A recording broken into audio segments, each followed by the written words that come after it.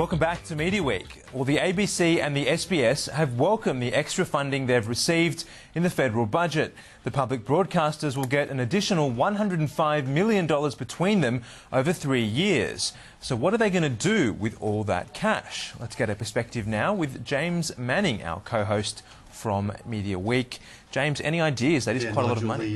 Mark Scott, the head of the ABC, has indicated they'll be doing a bit more in regional Australia. Also looking for some ways to involve youth, if you like, more in news and current affairs. I remember when I was a kid, I wanted adult news and current affairs. I didn't want my own version though, but maybe things have changed a bit. SBS, that money, some of that money is going to be earmarked for what they call digital initiatives, which is a pretty wide range. Can I just say that Behind the News, the ABC program that used to screen years ago, inspired me to take up a career in media, James. Yeah. So there we go. Well, there you go. Well, that was quite young though, wasn't it? It was. Yeah. Well, maybe that's what they're talking about. What about this kind of campaign that's been waged by Andrew Bolt and Gerard Henderson to get more conservatives on the ABC? Do you think they'll look at spending some of that money that way? Well, I guess it depends on if it's a change of government, doesn't it? I guess about, you cut your cloth to meet the who's in government of the day, and whether they listen to you. So yeah, but I mean that's a campaign those guys are never going to stop running, I guess. But whether it gets some traction with a new government, we'll wait and see. Let's turn to other news now. The former Sydney Morning Herald editor and marketing chief Robert Whitehead, he's leaving Fairfax Media, but he's not the only one. Yeah, no, there's been a lot of staff have left over the years. We had Robert Whitehead on the show not that long ago. It was the week they launched the new compact editions. He was just talking through the strategy behind that, but he himself's off to looking for a new challenge now. Another farewell this week was Michael Adato, the sort of well-known TV writer, but he's not leaving the company. He's just actually relocating to Los Angeles, so he'll be at the heart of the global entertainment business. Breaking news. Excellent. Now, some MasterChef news. DMG Radio and the 10 Network, they're going into a partnership for promotion. First prize $50,000 and first class travel for 4 people. Yeah, I wouldn't mind winning this one. That's the cash is nice, but first class round the world tickets for you and 3 of your friends is a pretty big carrot. It's generating a lot of interest, a lot of competition entries already. MasterChef, of course, a crucial brand for 10. I think it'll be back on air in a little over 2 weeks' time. They've really got to get this show firing to help lift the time slots that's in. It runs 6 days a week, but plus also help promo all the other programs across the network to get some of their audience back. Now, the radio broadcaster owned by Lachlan Murdoch having a birthday. Yeah, Smooth FM. 12 months ago it started. It was, sort of almost the 4th brand they've had for those frequencies, which they bought, I guess, about a decade ago now. It was Vega, it's been classic rock.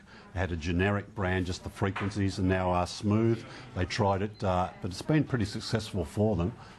We might have a guest on next week who'll give us a bit of insight into that, but yeah. So that format of having those celebrity kind of DJs is they do that on weekend. Yeah, it works for them, It's a great idea, It's not expensive. The upside for the celebrity is they get the promotion. The upside for the brand is they get to link with the celebrity and they promote on air as a DJ, if you like.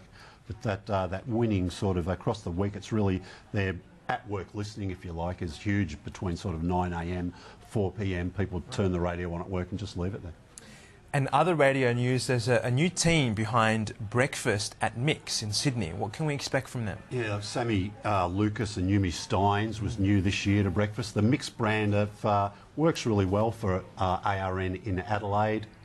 Their mix station at 97.3 up in Brisbane does really well too. They just haven't been able to crack the Sydney and Melbourne market, so they really want it to work here in Sydney. So they've got a new team behind this new show, and we'll get some ratings figures next week. We'll get an indication of how it's been going. And Yumi Stein's involved in that controversy some time ago with 10. Is that kind of passed through now? Yeah, I think it's passed. No publicity is bad publicity, I guess, but a lot of people will remember her from that. But I guess they've really got to sort of get that image of, okay, she's a breakfast radio person now. Her and Sammy get that brand sort of recognised. Now, Channel 10 have won the rights to the Winter Olympics, and they're making a big deal about it. But does anyone actually care about the Winter Olympics, James? If you win a few medals, you do, but it's just a nice sort of bragging right to have, look, we're the Olympic network, and 10 can, if they're not already running it on X, it's less than 12 months away, they'll be doing it quite soon. They got out a photo straight away of the executives with an Olympic backdrop, so it's a really strong message to take to advertisers. If you get a few medals, who knows what can happen. Now, in other sporting news, CBA signing a deal with Cricket Australia, but no broadcast partner in place for next summer.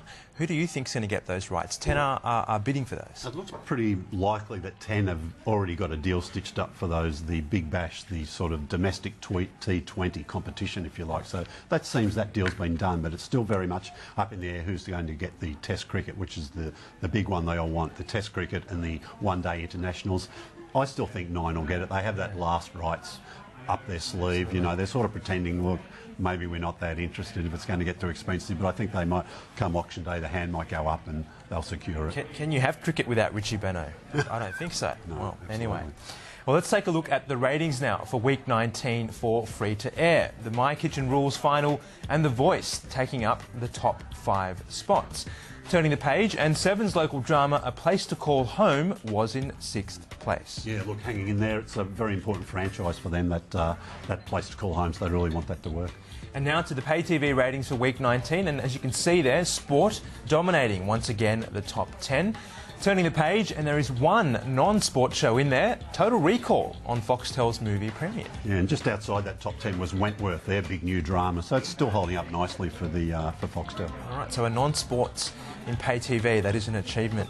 Now, in terms of TV news, James, SBS have appointed a new director of news and current affairs.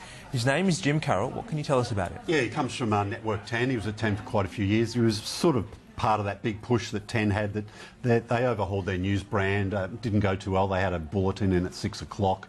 They did the George Negus show at 6:30. Didn't really work as they would have hoped. So Jim moved on. He's turned up at SBS. He's been looking after the World News Australia there for the past 3 months. So he's taking over from Paul Cutler to look after their whole sort of news and current affair offering. And they're getting into Sunday night news and current affairs too, with Alan Fanning hosting a new program there. And just quickly, possibly the most important ratings week of the year. We've got the launch of a second series of The Block for 9 and also House Rules as well. Why is this crucial? Who's winning? Yeah, well, it's crucial for Seven because it's a big new franchise for them, if you like. It's got to look after the winter months. House Rules, 6 weeks this year, but if it had worked, I wouldn't mind betting they'd probably stretch it out a bit next year. All right, James, that's all we have time for today. Thanks for coming on. And thank you for joining us at Media Week. From all the team here, thanks for your company.